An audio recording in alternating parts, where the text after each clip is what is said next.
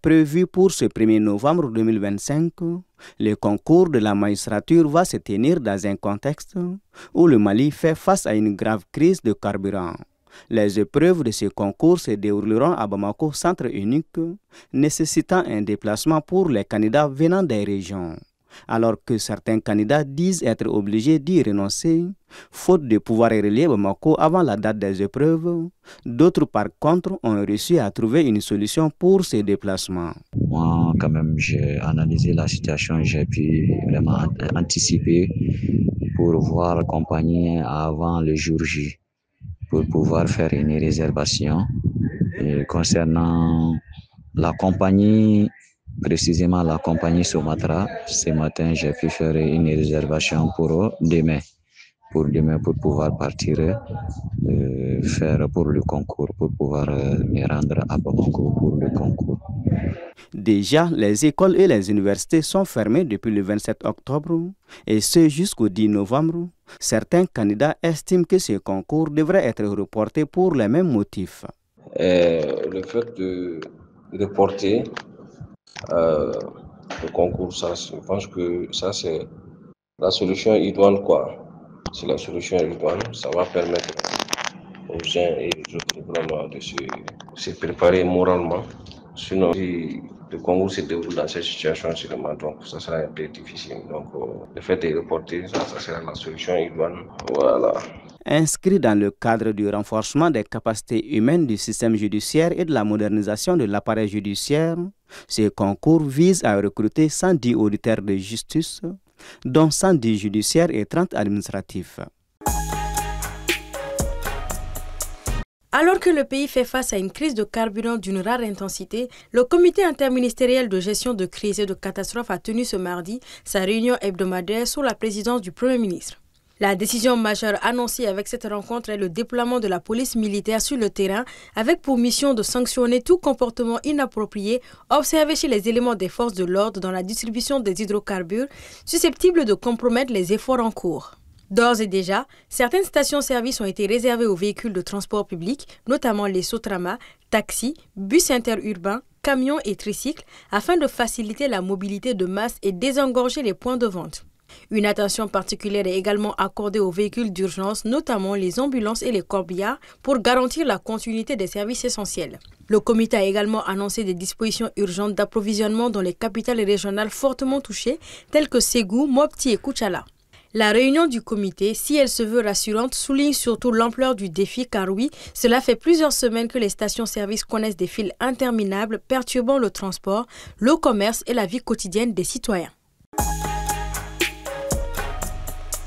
La crise des carburants continue de se faire sentir dans la capitale, affectant aussi bien les transports que les activités économiques. Dans ce contexte, l'amicale des anciens militants et sympathisants de l'Union nationale des élèves et étudiants du Mali, AMS-UNEM, a pris la parole ce mercredi 29 octobre à travers une conférence de presse. Objectif, apaiser les inquiétudes et appeler la population à la patience. La guerre là, elle va se terminer en quelques minutes. Ils vont après l'essence utiliser d'autres moyens pour tenter de nous disperser. Restons unis. Donc nous faisons un appel patriotique à tous les Maliens. Restons unis autour de nos autorités. Beaucoup pensent qu'ils sont là pour le pouvoir, ils ne sont pas là pour le pouvoir. Ils sont là pour sauver le Mali. En tout cas, ça c'est notre conviction. Et au quotidien, nous voyons ce qu'ils font pour que la situation se calme. Selon les responsables de l'association, les autorités sont pleinement engagées à résoudre cette situation dans les plus brefs délais. Comme nous l'avons dit, l'AMS-UNEM constate.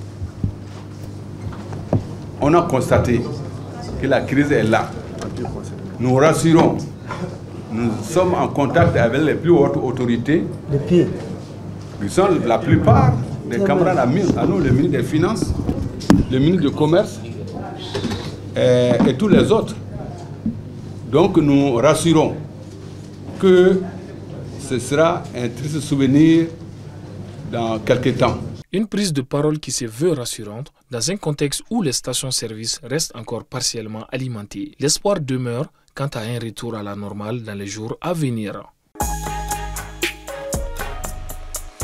Au Cameroun, après avoir remporté un 8e mandat lors d'une élection très disputée, Paul Biya, âgé de 92 ans, pourrait désormais rester au pouvoir jusqu'en 2032 s'il parvient à résister au chaos meurtrier qui envahit actuellement le Cameroun. En effet, la tension post-électorale ne faiblit pas après l'annonce des résultats.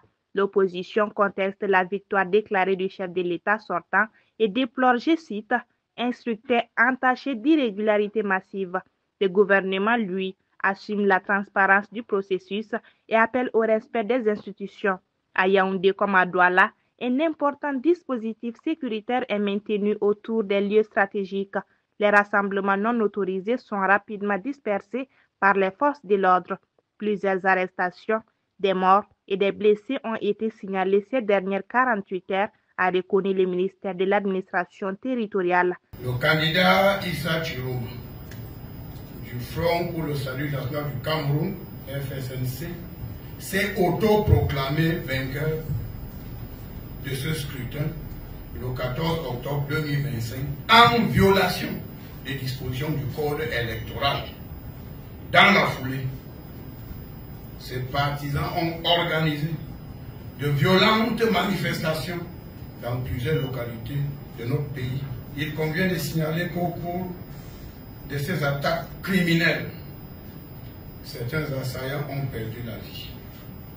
Plusieurs éléments de nos forces de l'ordre ont également été grièvement blessés au cours des chauffourées avec des manifestants.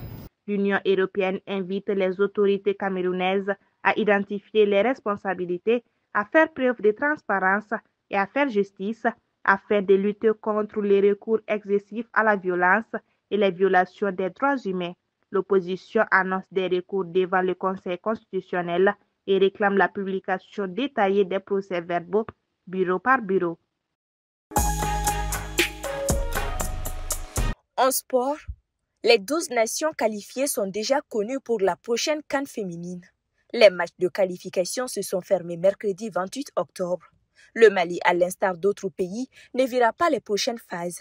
Le match aller à Praia avait pourtant bien tourné en faveur des Maliennes qui avaient réussi à s'imposer avec le plus petit des scores 1-0 grâce à la joueuse Koumba Dembélé qui a marqué à la 81e minute. Au match retour disputé à Bamako mardi 28 octobre, les Aigles dames du Mali se sont inclinés sur le score de 4-2 en faveur des Cap-Verdiennes, marquant ainsi la fin de la phase de qualification pour le Mali. Je pense qu'il aura manqué beaucoup de choses à notre équipe nationale pour se qualifier à la prochaine Coupe d'Afrique des Nations. D'abord, le sélectionneur national Birama Konaté et ses protégés n'ont pas eu suffisamment de temps pour préparer cette manche retour. La preuve, notre équipe a regagné Bamako tardivement par rapport à son adversaire. Et le Cap-Vert est arrivé ici à Bamako un jour plus tôt. Ensuite, les Maliennes ont regagné la capitale. Avec cette défaite du Mali, le Cap-Vert s'est offert son tout premier ticket pour la Coupe d'Afrique des Nations féminines,